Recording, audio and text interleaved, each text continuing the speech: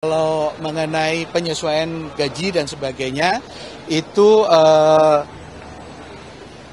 APBN kita untuk 2025 itu sudah kita desain untuk siap apabila itu dilakukan, ya.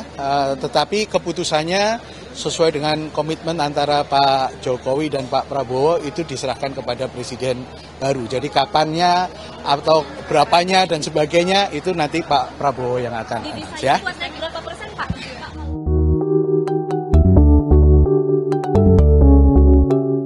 Gaji PNS, guru, dosen, dan nakes naik bertahap di era Prabowo Gibran. Dilansir dari Suara.com, Menteri Perencanaan Pembangunan Nasional atau Kepala Bappenas Suharso Mono Arfa memastikan pemerintahan Prabowo Subianto Gibran Raka Buming Raka memberikan kenaikan kesejahteraan kepada para aparatur sipil negara atau ASN. Namun, Suharso menyebut penyejahteraan itu berupa kenaikan gaji PNS yang dilakukan secara bertahap. Kenaikan gaji aparatur sipil negara terutama guru, dosen, tenaga kesehatan, dan penyuluh serta TNI Polri secara bertahap. Ujarnya saat konferensi pers di kantor DJP Jakarta yang dikutip pada Sabtu 17 Agustus 2024. Sementara itu, Suharso memaparkan rancangan APBN atau RAPBN 2025 akan lebih fokus dalam program-program andalan Prabowo Gibran, mulai dari makanan bergizi gratis hingga kenaikan gaji PNS. Untuk program makanan bergizi gratis, pemerintahan telah menganggarkan dana sebesar 71 triliun untuk 15,420 juta anak sekolah di 514 kabupaten atau kota. Misalnya saja, yang memberikan makanan bergizi sehat di sekolah untuk meliputi 15,42 juta jiwa di 514 kabupaten atau kota, kata dia. Untuk membangun ketahanan pangan, Suharso mengatakan adanya program untuk produktivitas lahan pertanian seluas 50-80 hektar. Keempat adalah membangun 4 sekolah SMA unggulan IKN, NTT, Sulut, dan Maluku Utara. Memperbaiki sekolah-sekolah yang perlu renovasi sebanyak kurang lebih 90.000 ruang kelas, jelas dia kembali. Kelima, melanjutkan dan menambahkan program kartu kesejahteraan sosial serta kartu usaha untuk menghilangkan kemiskinan absolut yang tahun ini telah mencapai 0,8%, yang tahun depan adalah targetnya 0%. Pungkas dia kembali. Assalamualaikum warahmatullahi wabarakatuh. Pertama tadi mengenai jumlah penduduk miskin Maret 2024 catat 25,23 0,68 juta dibandingkan Maret 2024. Dari sisi persentase 0,33.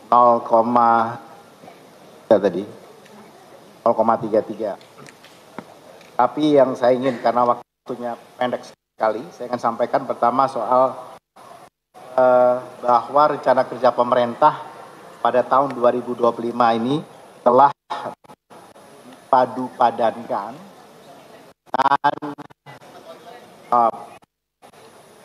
program hasil terbaik cepat.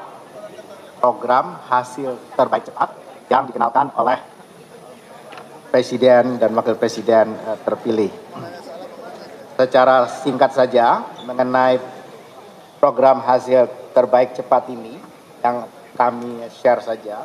Tadi sudah disampaikan, pertama misalnya ini yang populis, memberikan makanan bergizi sehat di sekolah untuk meliputi 15,42 juta jiwa di 514 kabupaten kota.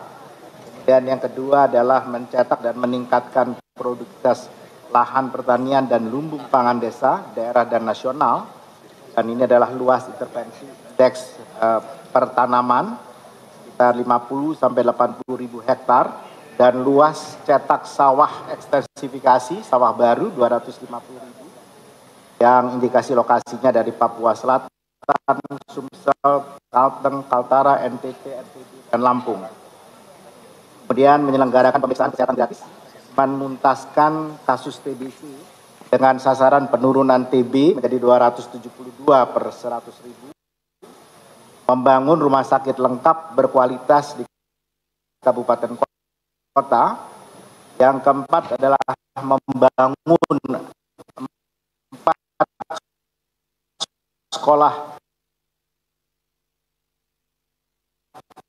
SMA unggulan di IKN, NTT, Sulut, dan Maluku Utara, memperbaiki sekolah-sekolah yang perlu renovasi sebanyak kurang lebih 90.000 ruang kelas. Yang kelima, melanjutkan dan menambahkan program kartu kesejahteraan sosial serta kartu usaha untuk menghilangkan kemiskinan absolut yang tahun ini telah mencapai 0,8 dan tahun depan adalah targetnya 0%. Kemudian yang keenam adalah pembangunan infrastruktur desa dan menjamin penyediaan rumah murah bersanitasi baik untuk yang membutuhkan, terutama generasi milenial, generasi Z, dan masyarakat berpenghasilan rendah sebanyak 914.573 unit hunian tapak dan hunian vertikal dan 563,1 hektar pemukiman kumuh. Taskan.